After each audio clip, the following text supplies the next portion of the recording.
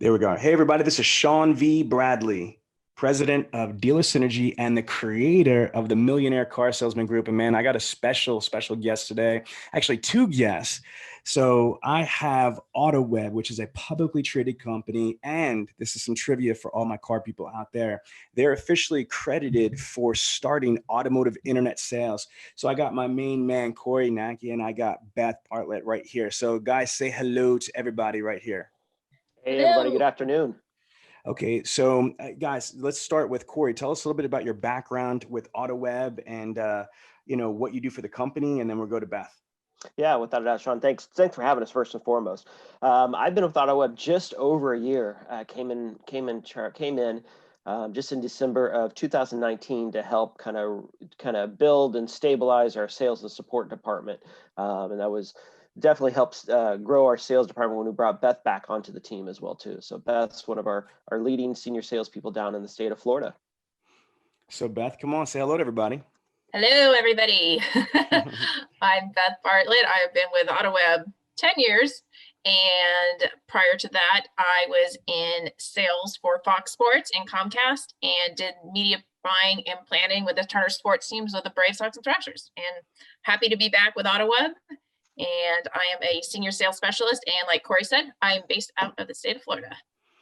I didn't even know that about your background. That's what's up, man. Okay, so Corey, what I just said was correct. Isn't it true that AutoWeb is officially accredited for starting automotive internet sales in 1995? Is that correct? 100%. And with the Super Bowl coming up here around the corner, we actually had a Super Bowl commercial. If you dig down into YouTube, you can find that commercial. Yes. I remember that. Wow, that just took me back.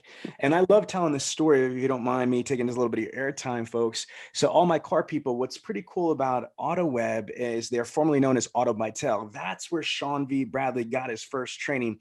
And so back in the day, Auto Bytel was the juggernaut for automotive internet sales information. You guys were the industry leaders for education and best practices. I'll never forget, you guys had a trainer named Danny Alkazmi from iNet Training, which I'm still friends with Danny 20 plus years later. And Danny was the first training that I ever went through that wasn't the manufacturer training. And here's what's crazy.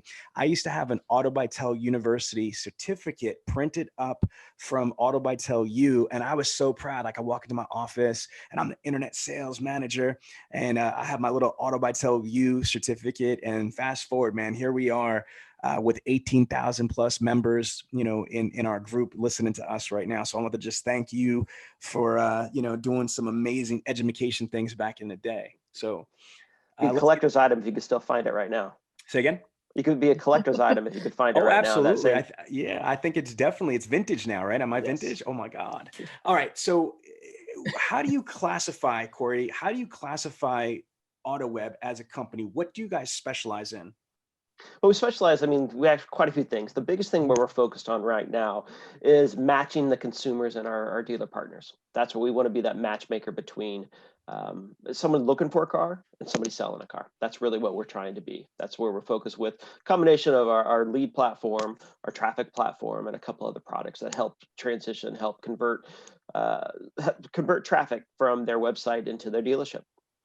And it's funny because I got a chance to interview your CEO, Jared, Rowe, on my national broadcast radio show Against All Odds. And we talked about this, and he was adamant to say that AutoWeb doesn't try to tell car dealers how to sell cars and what to price the cars for. Can you explain this? Because there's some parasitic companies, which we're not going to mention any of their names, that really paint dealers as bad people, and you shouldn't go to dealers. You need to go to us because we're better than these dealers. So that's not AutoWeb's philosophy. Am I correct?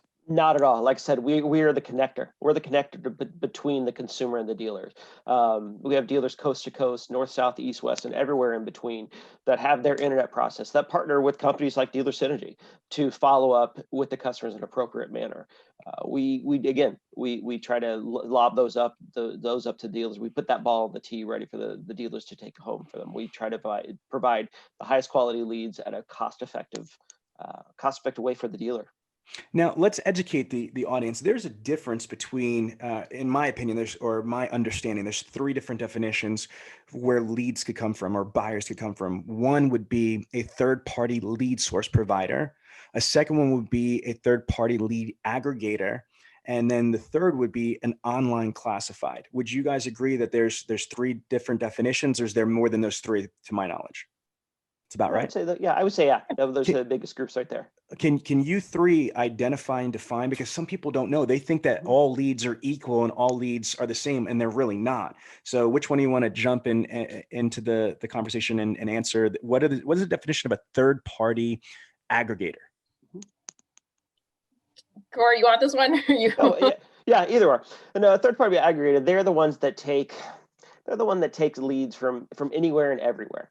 They're the ones that provide a name and a phone number, but not necessarily provide an interest, a specific vehicle that they're interested in, where they're a phone book. They're the name and number in a phone book. Hey, well, let's call and reach out to this customer, see if we can sell them a car, is what it comes down to. There might not be an intent associated with that lead, with that aggregator. Would it be also safe to say that an aggregator almost is like a shepherd? Because from my understanding is that, let's just say that you have AutoWeb, which is multiple classifications.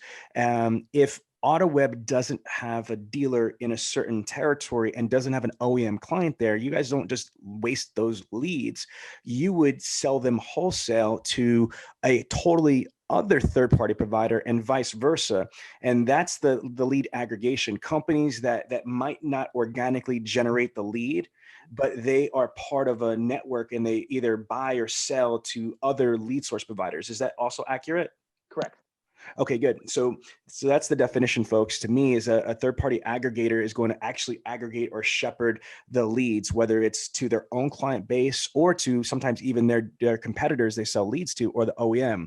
Whereas, and I'll take the lead on this one, is a third-party provider. Traditionally, the lead is organically generated off of that particular website, like car.com, which is one of your subsidiaries, or to the suite of AutoWeb affiliates that you guys own. Is that correct?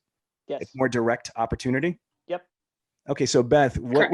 how would you classify an online classified, which is completely different, right?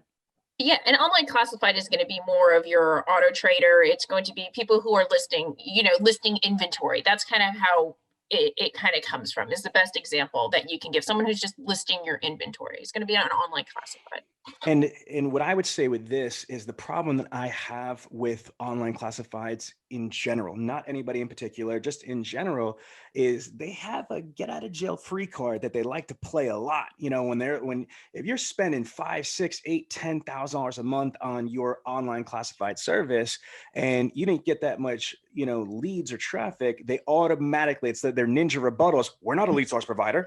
We're an online classified. Our job is not just to provide you leads. It's to be able to get you site links and, clicks to your map and all this other crap with VDPs and SRPs.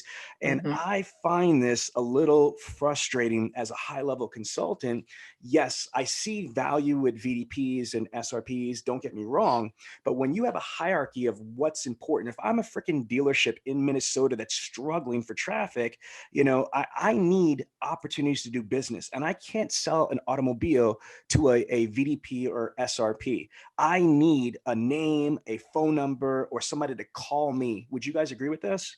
Yeah, there's different avenues. You either want a lead where you have that information, the first name, last name, email address, phone number, or you want the traffic. They're two different categories, and most dealerships get both, but you can't put them in the same category. They're two different, very separate categories with two different main goals. So you, as a dealer, have to say, hey, I'm really looking for lead traffic, which is going to give you specific information, or you're looking to drive traffic to your website.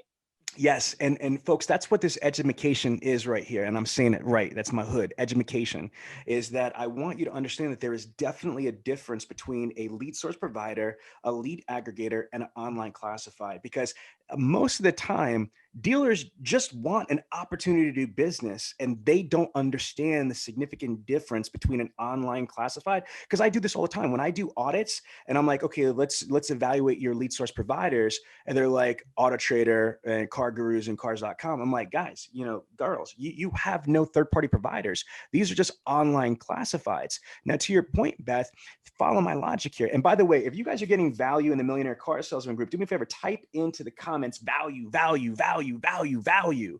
All right. I want to know that you guys are getting value here because this is fire. This is going to help you understand what the reality is. Because again, if you, Beth just said that if you're trying to drive traffic to your website, what happens if you have a shitty website? What happens if you've got a crappy website that is one of these OEM compliant sites that are shoved down your throat like so many thousands of rooftops out there, and you have low time on site, high bounce rate? There's no real value package proposition, no real differentiator. You guys might look clean and generic, but there's nothing there. So you're at the mercy of your website for you to really truly get the maximum ROI off of your online classified. Corey, would you agree with that statement? Without a doubt. Without a doubt. Okay. And so again, I think it's really important for automotive professionals to understand there is a clear line of demarcation of difference. Now, for me, there's a little tip, folks. What I learned from the 7 Habits of Highly Effective People and Dr. Covey, third habit is put first things first.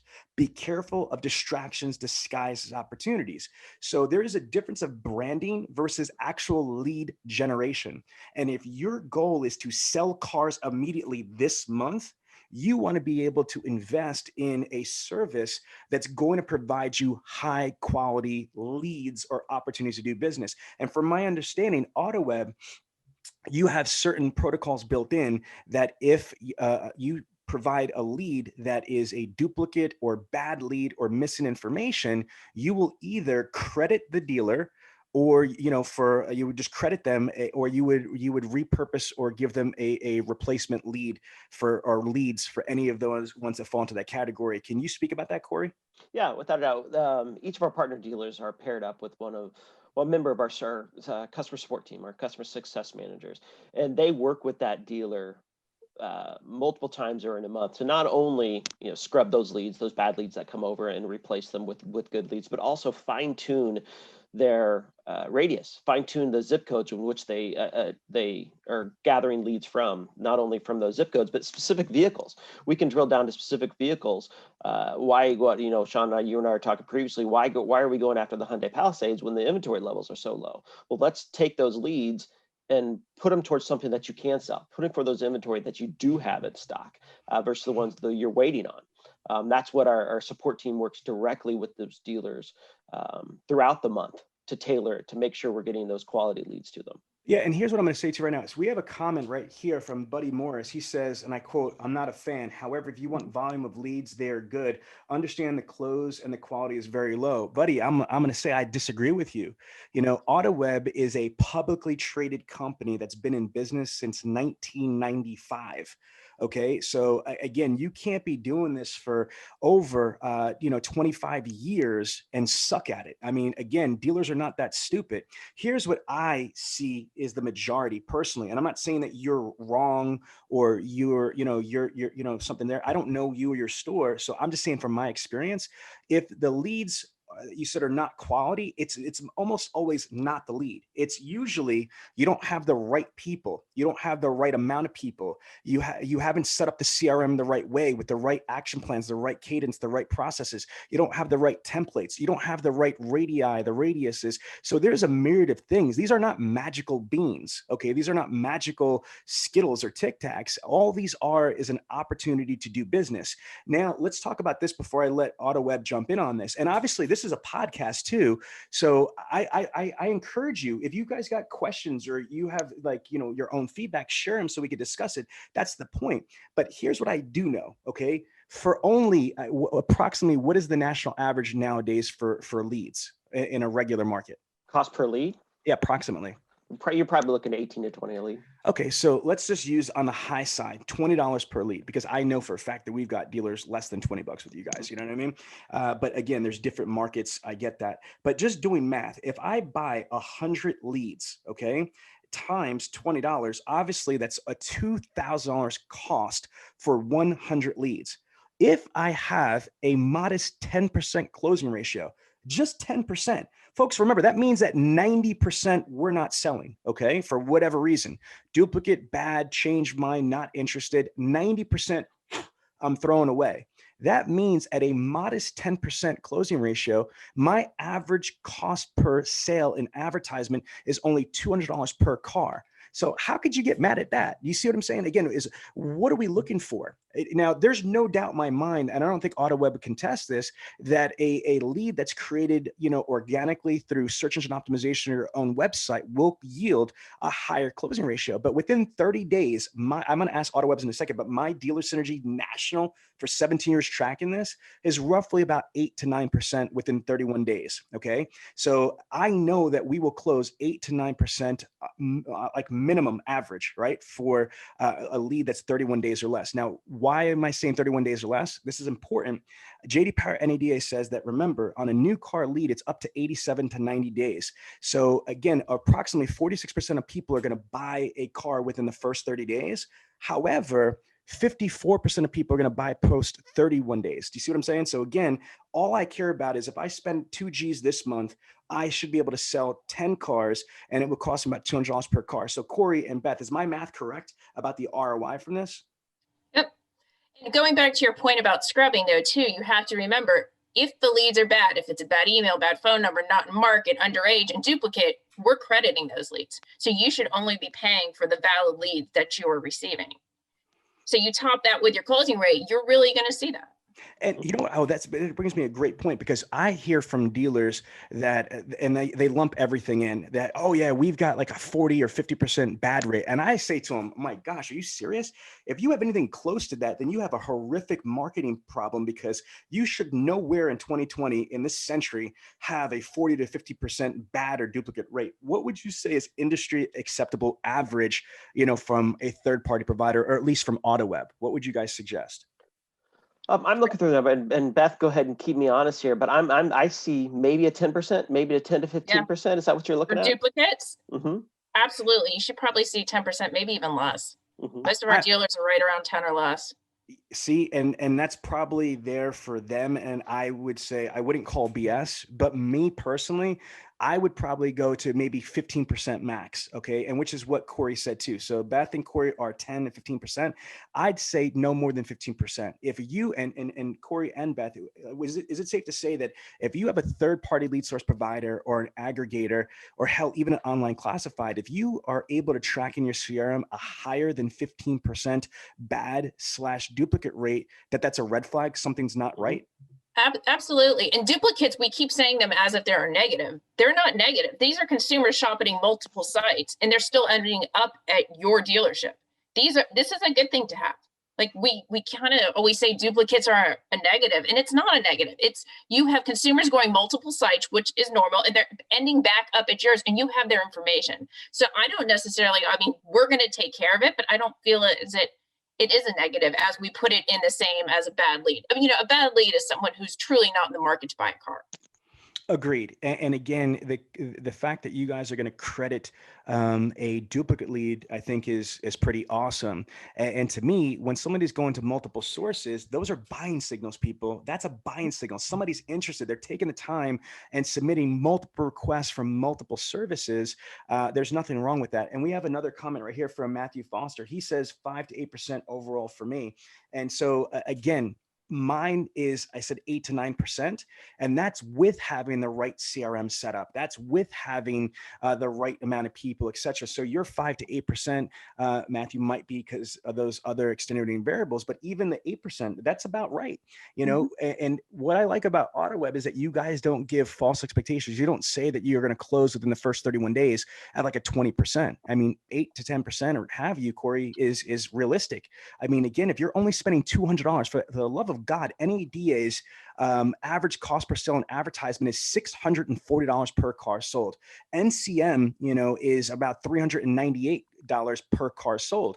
So if you're going to AutoWeb and you're getting it at $200 or less per car sold, who cares if it's an 8% or 7% closing ratio? Like, what is the problem? It's math.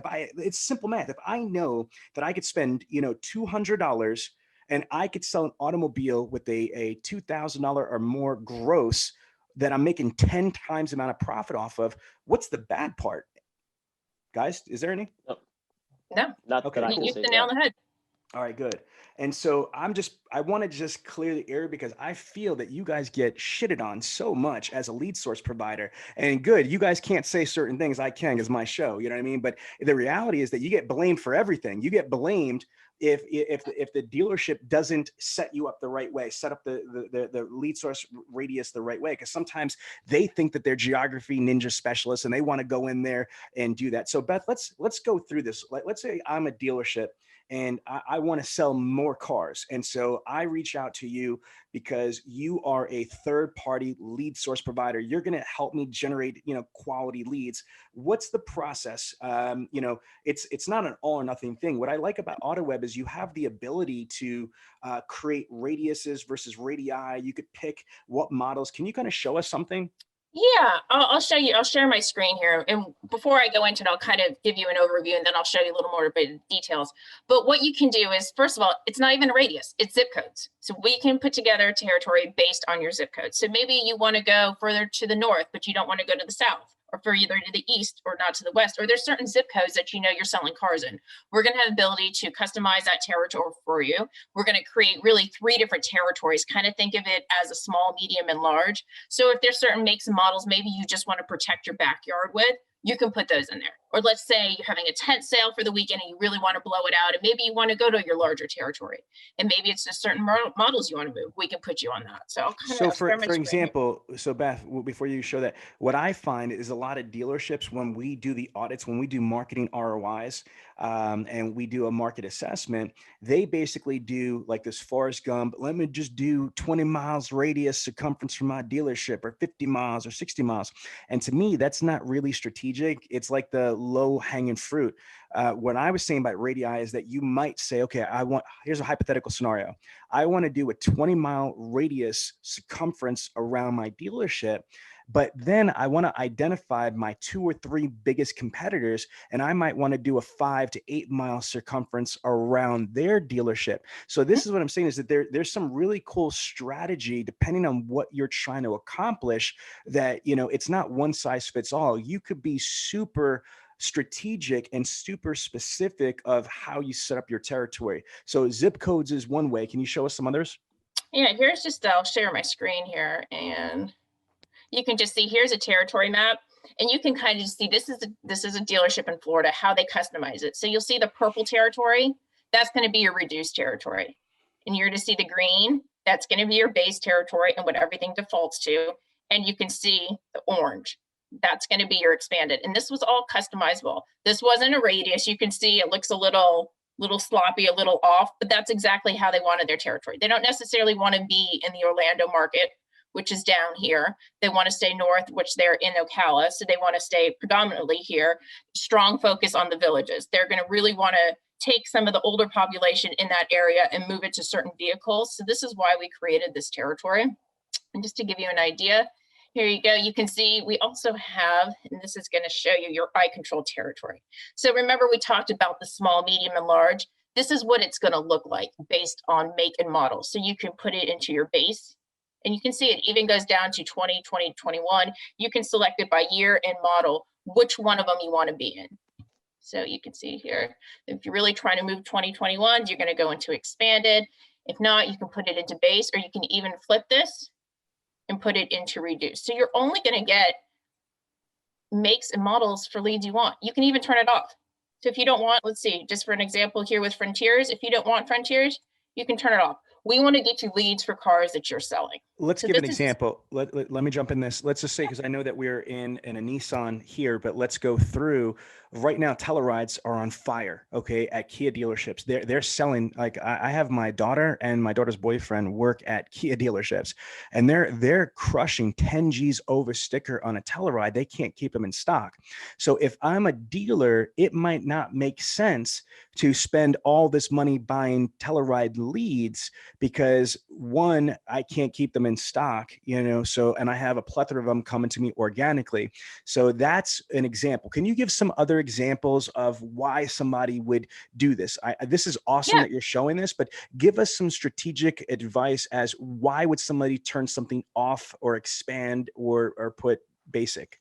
Yeah, exactly. I mean, right now is a great example. There are so many dealerships that don't have certain cars.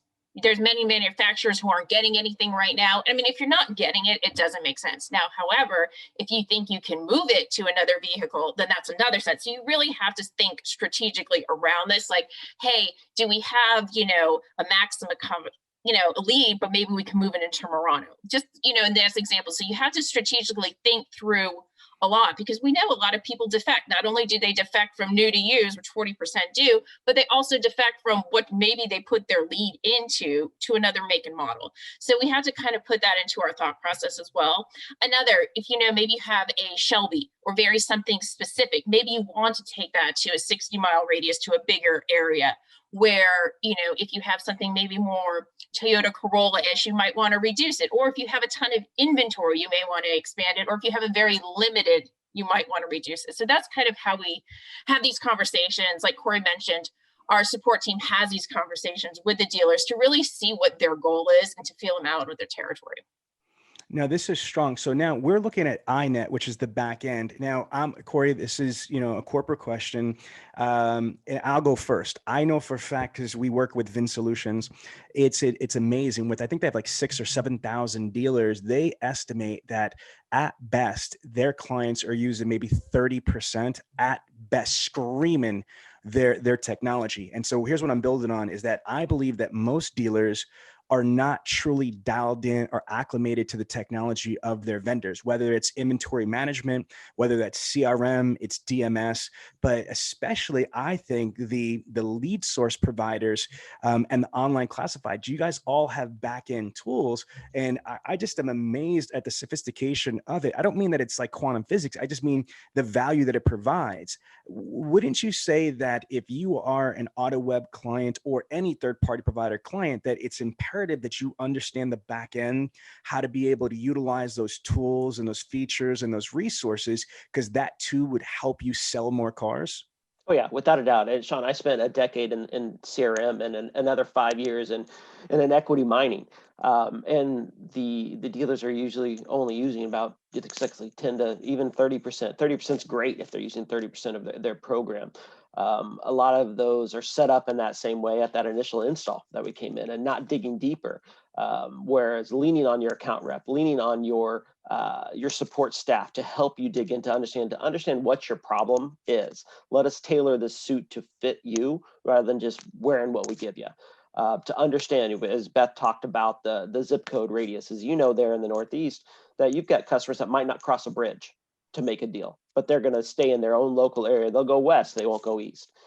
So let us tailor this to you and your business.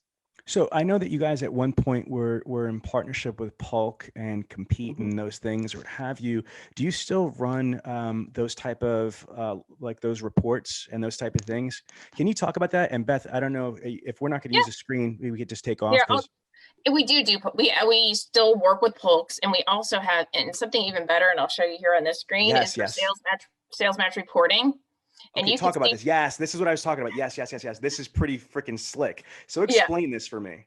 So this, you can see, is a more detailed reporting. We are requesting some information from the dealership, and don't worry, we have Dealer Vault involved. We just need to know the car that sold, when that sold, and who bought it. So this is just going to give you an overview. You can see from here, this is just an example of one of our Nissan dealerships. Sorry, next time I'll do Kia. Here it has 218 leads and 19 sold, and here's 8.72. This is realistic. So wait a minute, this is not a PowerPoint. This is a real dealer right here. So this is funny. You can see, we didn't rehearse this. Yeah, we didn't rehearse this beforehand. Like straight up, this is like I freestyle all my interviews, guys, just so you understand, my audience at the Millionaire Car Salesman. So again, how freaking crazy is that? Spot on. And the cost per sale too. Yeah. Nailed it. Look at that. I nailed it right. That's my whole point. So looking at this right here, here, it's common sense. If you generated 218 opportunities, leads, you delivered 19 sales at 8.72 at $200, cost per sale. This is what drives me crazy, is that yet people will say, oh, third-party leads are garbage, yet you're going to spend $640 on advertisement on shit that doesn't work anyway. And so this is a no-brainer to me. You know what I mean? Like, no matter what I'm not saying here is I don't think that you should stop your whole marketing advertising budget and only buy, leads from AutoWeb or third-party providers. But what I am saying is that whatever your marketing strategy is, it should absolutely include a third-party lead source provider, because again, at the ROI, it makes all the sense in the world. So sorry to interrupt. I'm so no worries. Happy about looking at this. So explain to me what else we're seeing here. So you can see by the left column, you can see the make and models over here. So you're going to see exactly how many leads we delivered by make and model, how many people purchased that car, which they submitted the lead for, or purchases a different one. So you can see the number of leads. You can scroll down and see. And these are great reports, because after a month, you might be like, you know what? Hey, we delivered 11 Titan leads.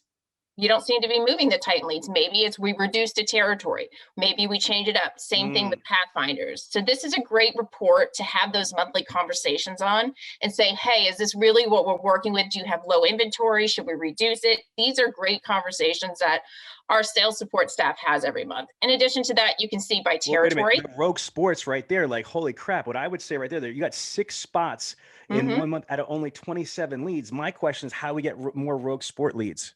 And that's maybe you put it to your expanded territory. So, but that's exactly what we're talking about, is that you would, the word I'm looking for is reconcile, right? You would basically reconcile. Now, can we just keep it real? Because there's only 18,000 people listening, right? So again, what's the God's honest, opinion of your guys? How many dealers actually use this shit? Because from my experience, most of them don't, because they're so busy and there's all the excuses in the world. But in your estimation, how many people literally reconcile their account strategy with their account manager on a monthly basis? Less than 50%. Corey, what do you think? Yeah, I would say 50% is generous. Okay, so that's the publicly traded political answer. I respect that. So my point, I said less than 50%. Yeah. I didn't say how far much. So the point being here, folks, is that what you're looking at is a resource that lead source providers have. Not all of them have what you guys have, because this is proprietary to your company. But my gosh, if I was working with a partner that's been doing this for over 25, 26 years, and they have an abundance of subject matter expertise, and more importantly, they have the freaking field intelligence here to be able to help you tweak the system, why just keep doing what you're doing? You should be obsessing right here. Here's a takeaway point right here. You should be reconciling your reality versus the data and try to tweak whatever's not working, get rid of whatever's working, accelerate. Is that facts, Beth, or what? Yeah, I mean, an example down here is by zip code. So you can see the sales by zip code as well. So if you scroll down from here and you find you're not selling cars in zip codes, why have these zip codes? This is what we have all of our territories for. This is why we turn them off. So, you might feel, we're not selling anything that's maybe outside of 20 miles. So you can see here, after 18.2 miles, the sales, there's one there at 19.3, but start dipping. So I would probably say anything over 20, you're not selling. Maybe there's a reason, and maybe reduce this a bit. So this is great information to have those conversations and to tweak it. And you may start out with 200 leads a month, but after tweaking, you might get down to 100. And that's when you're really going to see your closing percentage and your cost per sale increase. Yeah, this is strong. Now, I learned a couple of things from AutoWeb over the years that, and I don't know where you could show me in this report, but this is really powerful for our listeners, okay? I don't know if this has changed through COVID, Corey and Beth, but my information I got from you guys is that it's between 44 to 46% of new car purchase requests buy used cars, and then the reverse, 22% of used car purchase requests buy new cars. Do you have any updated data, or do you validate my stat that I just kicked, which I learned from you guys, by the way? That 40%, that's the one I've seen, the last one I've seen, that new that goes to use that defect to the new. That's the last one I've seen as well. Corey, so I'm accurate with what I'm saying. Yep. Okay, so can you talk about that? Is there any way that you find in these intelligent reports here that if you sent somebody 100 new car purchase requests, can you validate if they bought a new car, pre-owned car? Is there a report on that?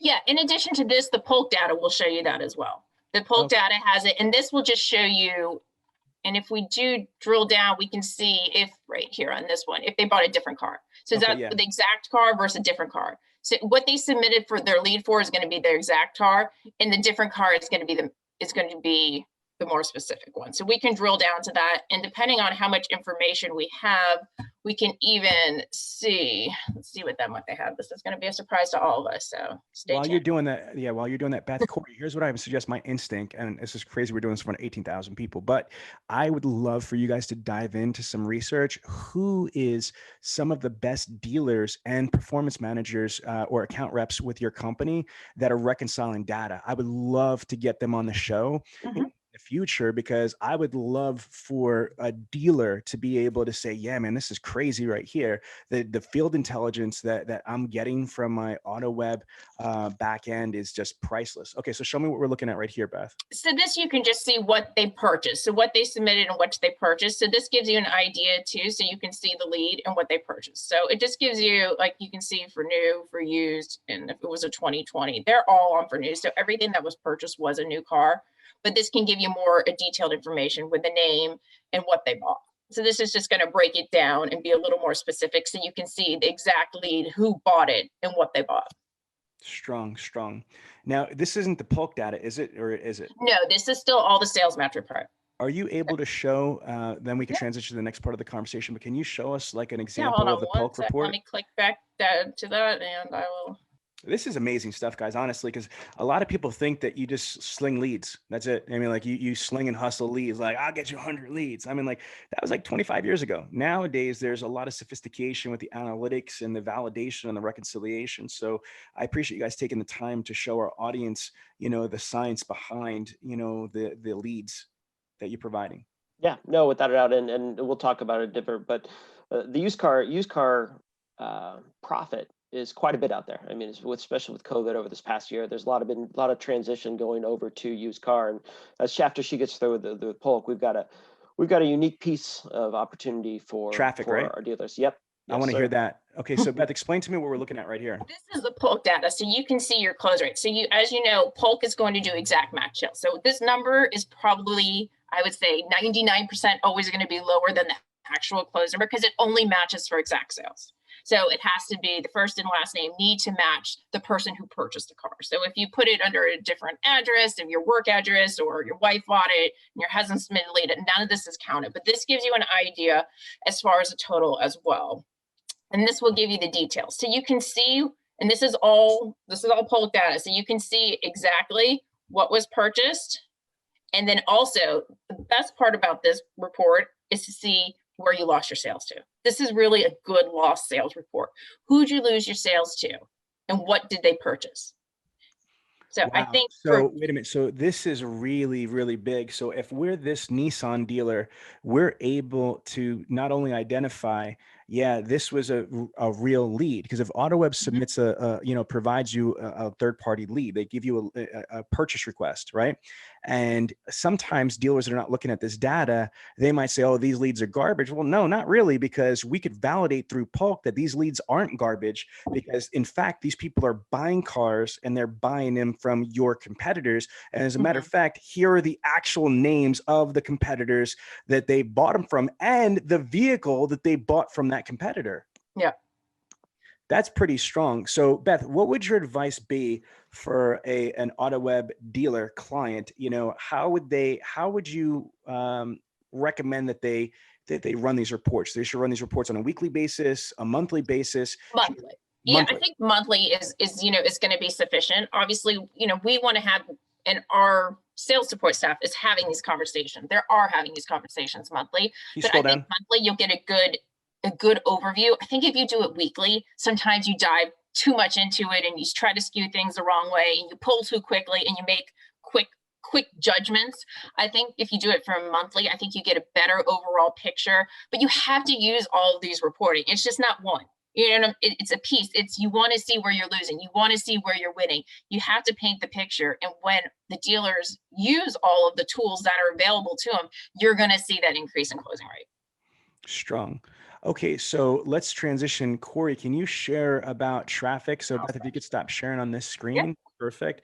So Corey, explain to me what you guys do for used cars, especially right now, with inventory, with the pandemic still being an issue. And to your point, there's a lot of gross that could be made with pre-owned vehicles. So tell us what the solution is with AutoWeb. Yeah, that's what one of the things that we definitely found as a vendor in the industry during the rise of COVID and all of 2020 is that dealers were kind of backing off buying additional leads because they didn't know what the next day was going to hold.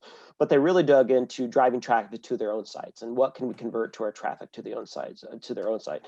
Not only does AutoWeb have strong standard traffic, that you pay for the click, you don't pay for the impression. But we created what we referred to as dynamic inventory traffic, or dynamic inventory traffic, or DIT. What that does, we take that used car inventory feed and we publish it. We put it on our site for those customers that are looking for a new car, but we serve them up pieces from your inventory as a used car. So if I'm looking for a 2021 Altima, and you're a partner dealer that's a Honda or a Toyota or a similar to make to an Altima, maybe have you ever thought about a 2019 Accord? Here's a 2017 Camry. And so we show that inventory on there and we deliver. Not only do we display it, if a customer's interested, they click directly to the VDP of that vehicle. So we take that full pictures and everything from their inventory through HomeNet or wherever they're publishing their data or publishing their inventory, and take it directly to their site. So again, if they see it, if they see the inventory and they drive in the store, hey, congratulations, you didn't pay a thing for that. But if they see it and they click over, that's the only time we're going to charge you. That's the only time we're going to pay for that click. So it's pretty cost effective, and it's a great way to get your used car inventory out on additional media. Strong, brother. So what is the cost of traffic? It's honestly $2 a click. That's it. Yeah. Okay. That's So what does a dealer, what do you suggest the average budget for a dealer to invest in? I always say, hey, if you start with 100 clicks, 200 clicks, that's a great way to start. Let us show you the value that we can provide. Again, all those impressions are free. You know, we have one of our salespersons that says, hey, when you buy a billboard, you can put that billboard out on the highway. It's going to cost you a bit more than somebody else on a side street. Well, we're going to put the billboard out there on all of our sites, and we're going to drive to you, and you're only going to have to pay when you come to your site. So can you give us an estimation, just approximate, if a dealer invests, $200 or $400, what could the potential ROI be? Like we just saw, Beth's screen of a real dealer that generated over 200 leads. They had an 8.7%, closing ratio. They also had roughly about a $200 average cost per sale ROI. If I'm the average dealer in the average market and I'm investing $200 or $400, whatever you're suggesting, what would I approximately be able to expect? You could, Beth, you said some success from some of your traffic dealers, but you're almost a 10x success directly from there. So an ROI on that. Yeah, I think as far as, if you're going to invest at $200, I mean, on average, dealerships' websites, what are they closing at? 10 to 15%. So you're doubling what we're doing. So if we're sending that traffic to your website and your website's closing at 15 to 20%, you should easily see that with the traffic that we're sending to your website. Okay, so then it's going to be predicated upon the conversions of the dealership's website. So that's the disclaimer. Yeah, I mean, that's not your responsibility if their website is good or it sucks. You know what I mean? If their website, your leads are going to be as good as the website converts. Okay, exactly. So you're literally, not just metaphorically, sending traffic to their website. Exactly. Hence the name traffic, right? Yeah. I get it. The same as the leads are as good as the dealership's process, so they correlate directly with each other. All right. So let's just, do you like the flow of the conversation here? Yeah. Okay, sure. Good. So again, tell me, let's just redirect, because it was fascinating learning about all of your products and services. what are the most successful dealers doing with your program? Like, again, like I want to know, you know what I mean? Like if I'm a dealer or GM or internet director, BDC director, I want to know a couple of things. I want to know how much this is going to cost me, who else is using this stuff, how long is it going to take for this thing to work, and most importantly, who are the best people doing it? Because I want to know what their, you know, consistent best practices are, or their protocol. So again, if you guys could just think, I don't need to know the names of your best clients, but I do want to know what are some of the attributes, behaviors, or realities that you see that are going to enhance or amplify the success they're going to have on your program. I'll go ahead, Corey. I think, and then Corey, you can give yours too, but I think it is one who's utilizing all the tools. First and foremost, you have to utilize tools. You know, as we spoke about, we might start you off with 200 leads, but then we're going to drop you down to 100, maybe based on exactly the things we talked about. You know, using your sales match data, using to see where you're selling, using the eye control territories, being in line with the OEM and what you have in stock. All of those changes and all those adjustments are what the top dealerships are using. In addition to it, it's process. We can only control so many things. That's, you know, we already had this conversation. We can only provide you the lead. Once you get the lead, it's in your hands and what you do with it. Now, the best dealerships are going to have a process in place. They're going to have that follow-up. They're going to have a 5, 10, 15, 30, 60, 90-day process. It's not going to end in 30 days like we discussed. So you have to make sure you have a process in place. You also texting. I think texting is great. We haven't really dove into it, but you have to be texting. There's many people who just, you know, delete their emails. But again, you know, many presentations I've seen, you look at your phone, how many texts do you have unread? Very few. How many emails? We've seen it, Sean, in your You remember mine? Yeah, I remember 10,000. I mean, people had 15,000 emails that were unread. But if you look at your text messages, everybody share your screen, it's probably 0. So I think texting is really good. Oh my goodness, you're at 37,580. See, texting. I think, you know, dealers who implement technology, you know, they're going to be the ones that are top performing as well. And those who are following up, and those who have a strategy, who have a sales strategy. As you know, Sean, when you go into a dealership, you always assist dealers with a sales strategy. So the best performing, to me, at least the ones who perform the best with our leads, have a sales strategy. They implement it, they use our tools, and they follow up. Do you want to add anything to that, Corey? Yeah, the other thing I would add to is dealers that engage. Some of our most successful is they engage with their account rep and their support staff, say to take their counsel on what's working, what's not working. Just as Beth walked you through the ability to turn off specific models. Let's adjust your territory to what is working. Let's not just take your spend. Let's make your spend work for you. If I may, I want to add my perspective. And folks, for 5.5 years, I was on the front lines, and AutoBytel, which is the name before AutoWeb manifested itself. I was a client, as I mentioned in the beginning of the interview. And so what I'm about to say is from like 5.5 years using them and other third-party providers as a highly, highly successful internet and BDC director. And then for the last 17 years, utilizing AutoWeb and other third-party providers, what I found are the following things. And I'm going to reiterate some things that Beth said. I'm going to say them a little bit differently too. First and foremost is understanding what exactly you're buying. Okay. These are not magic beans. These are not magic Skittles or Tic Tacs. Okay. All this is an opportunity to do business. What the hell do you expect for $17 or $20 a deal? You're out of your mind.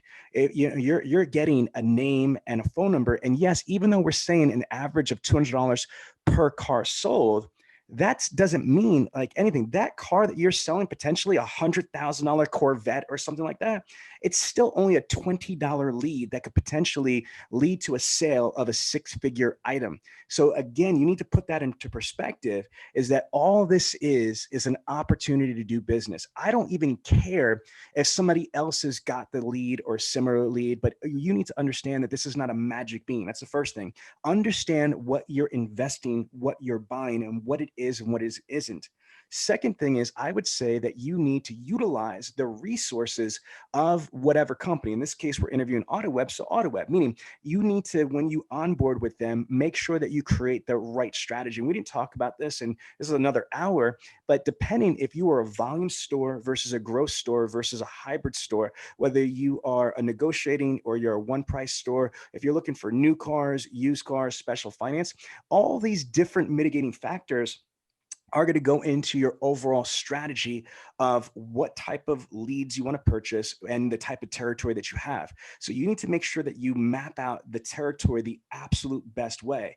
Next, you need to understand the technology, the back end to validate and reconcile, whether that's iControl or it's Polk or it's your account reps. You need to be able to utilize the field intelligence and the technology of your vendor to be able to make strategic decisions on how to tweak things and make little chiropractic alignments. Now, let's say all that's in place.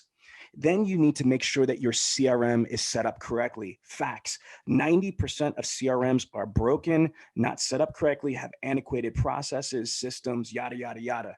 So you need to make sure that you have the right action plans set up correctly. And then even if you have the right action plans, you need to audit your content, your email templates, your voicemail message scripts, your social media templates, your text message templates. You need to automate your automation. You need to make sure that all this is set up correctly. Then, even if all that's still good, you need to make sure you have the right amount of people. I see, dealerships, man, that have 4,000 leads, but have literally like 4 internet coordinators of BDC reps for 4,000 fresh leads.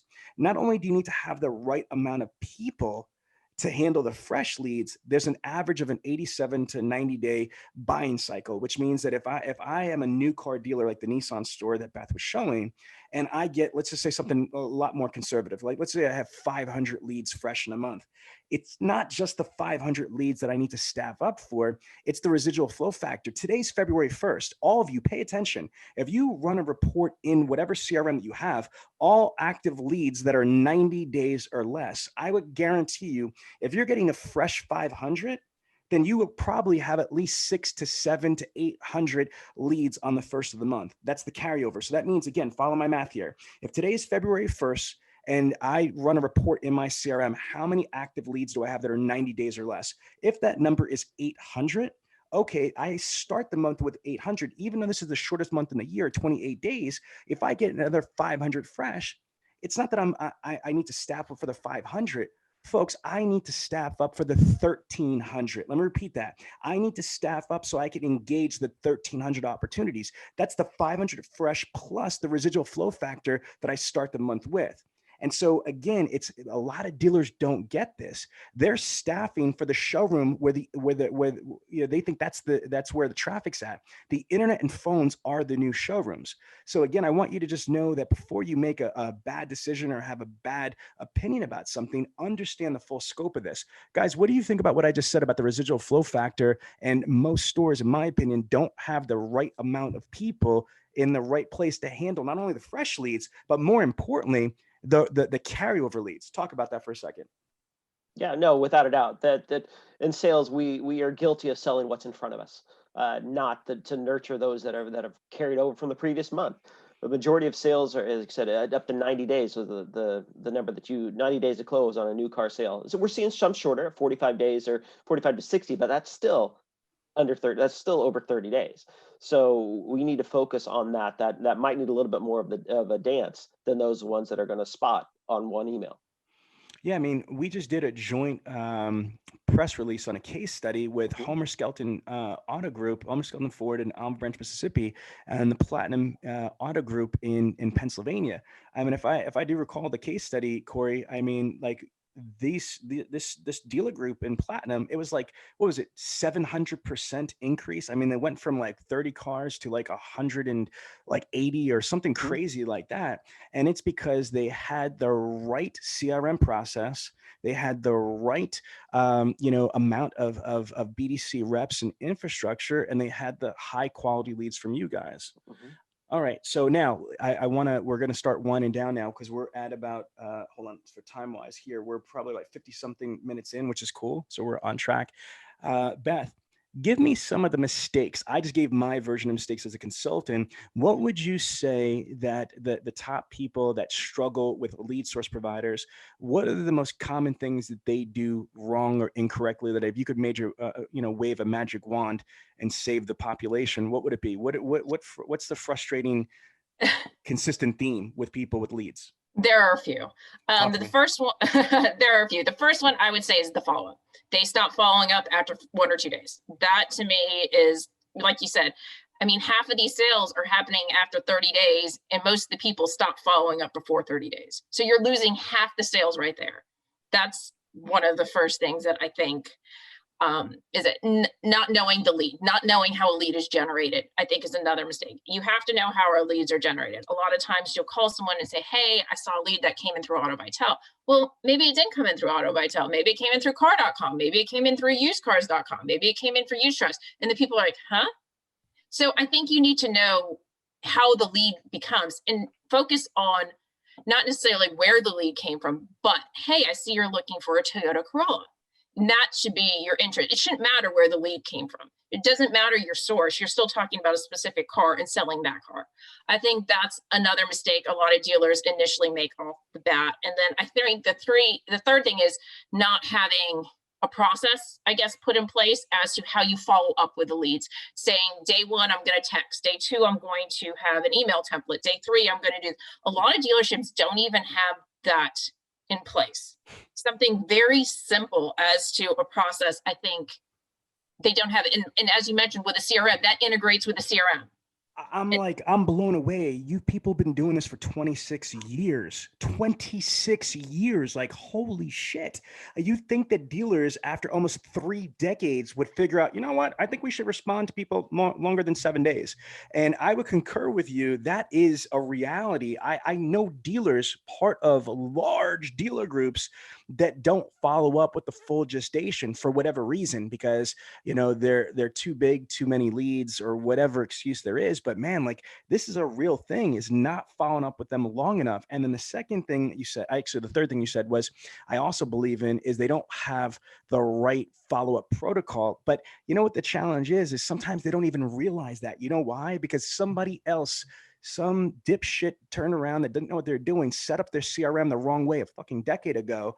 And, the dealer that's there, or the salesperson that's there, the internet director, doesn't even know what the back end's spitting. What they do is they come into work, they log into the CRM, and they just wait for the CRM to tell you who to call and who to email. You know what I get a lot, guys? I don't know if you guys get this, but I get dealers and GMs saying, Sean, I'm confused. My BDC reps are telling me they got nobody to call, but yet I'm buying like 5,000 leads. And I'm like, yes, that's because whoever set up your damn action plans in your CRM did a piss poor job. Let me just say this right now. I'm going to go on record. If you are a dealership that has let me email follow up for day 1, day 2, and give them an internet break for day 3, you're basic. I mean, like from that show, what is that thing with that woman? You're basic, right?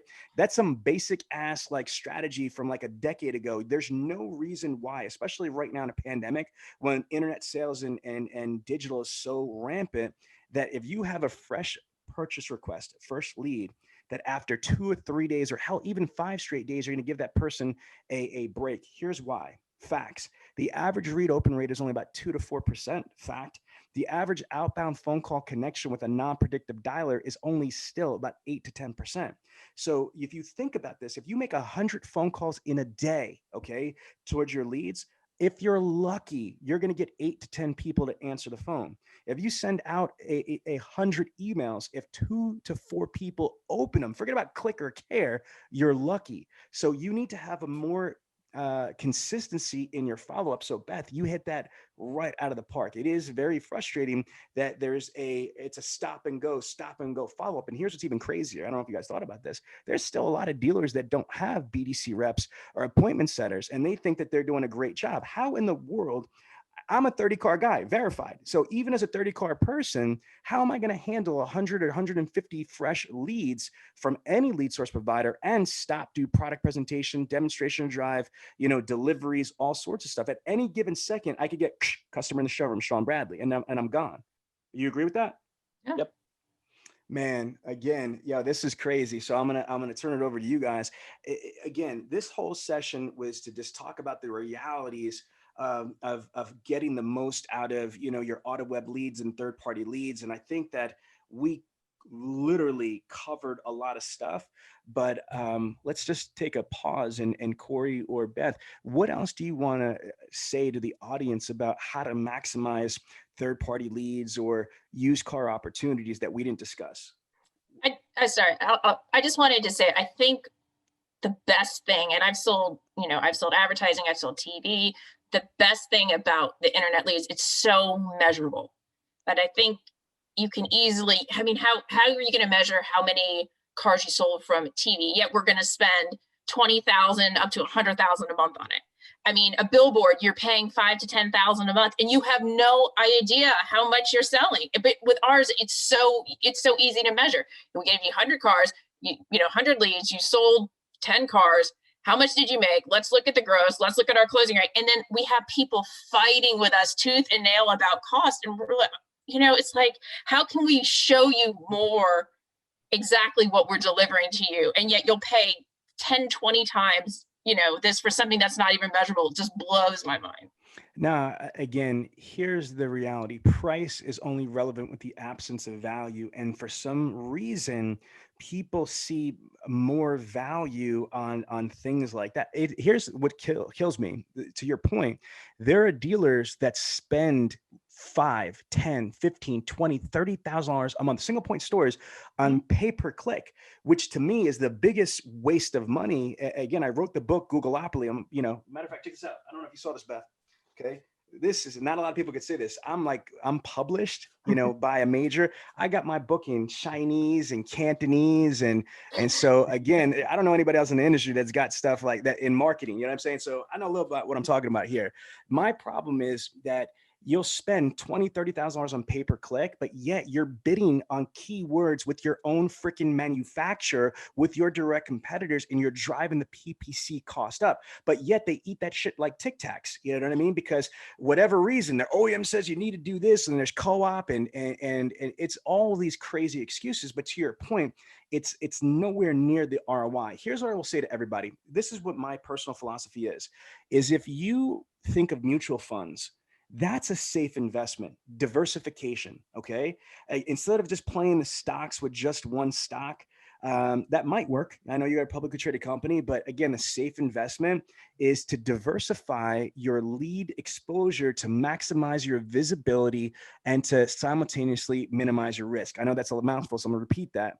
The whole concept that I personally have for dealerships is that you want to maximize your visibility, simultaneously minimize your risk.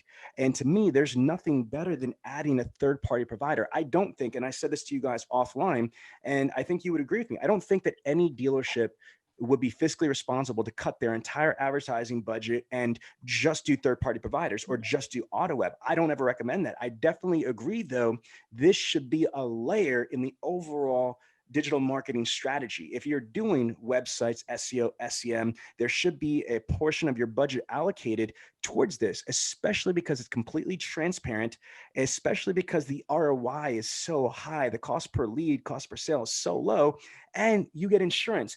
Beth, to your knowledge, do you get any cutback, any credits, any discounts on your freaking billboard or your TV spot? No.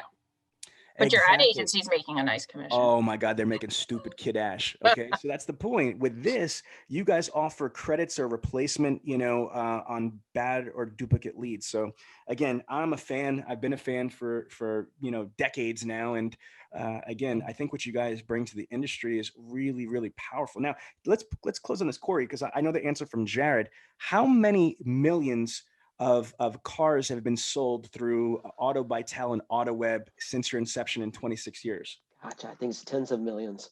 Okay, so pretty conservatively. yeah, so folks, listen what he just said. There have been tens of millions of cars sold through AutoWeb and formerly AutoBytel. Tens of millions. Do you understand the field intelligence, the data that these people have?